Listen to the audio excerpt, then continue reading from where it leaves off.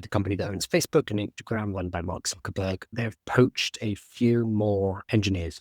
The Meta have been on an absolute hiring spree for the last month or so, including reportedly giving out signing bonuses of $100 million, which is more than threshold. So it's a lot of money being thrown at bringing in the best talent. They've grabbed two more high-profile OpenAI researchers, apparently. Jason Wei will join Meta's new superintelligence lab, citing two sources. Another team member, Hyungwon Chung, may also join Meta. So basically just pulling everybody away from any company they can, whether it's OpenAI or Google or Grock. I'm sure Meta is just trying to buy everybody that they absolutely can. So this is not particularly new news. It's just Meta really pushing in this direction.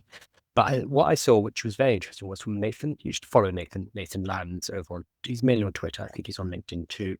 I found his take very interesting. He said, Zuckerberg is doing more to harm AI progress than anyone else, in my opinion.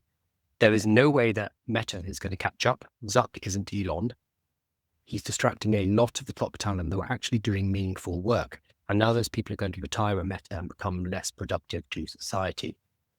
So I believe the same thing here. I think that Nathan is spitting truth. Meta have not come out with good frontier models. Nobody is using Meta AI deliberately. And there is a very big caveat here, which is the open source models. So what Meta do, which the other frontier models, the other large players do not, is Meta makes most of their models open source. You can build your own software on top of Meta's Llama models. That's fantastic.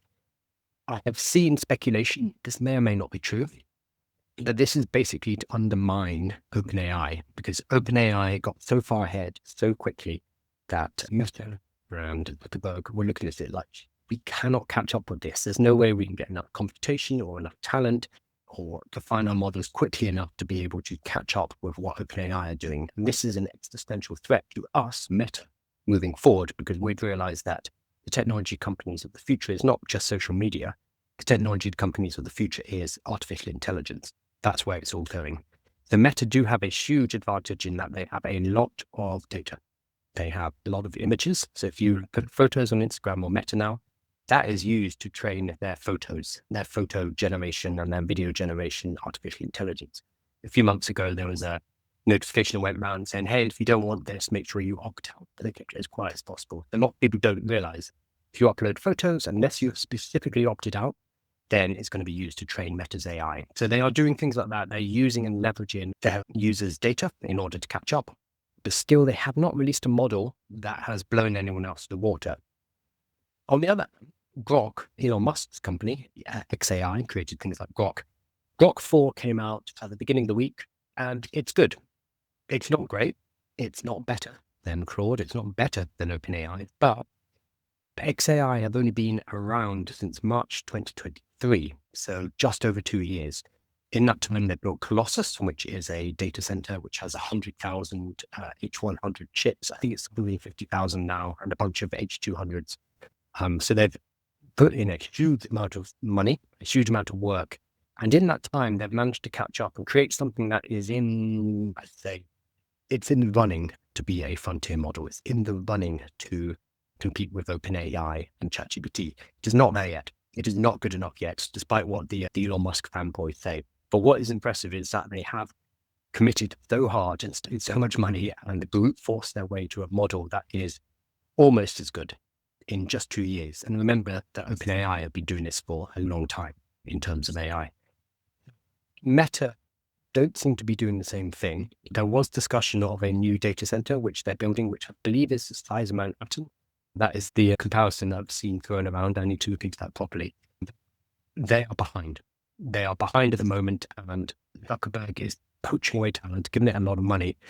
But what that does is it means they're not working at OpenAI, which are, arguably, I think it's fairly safe to say, are the frontier.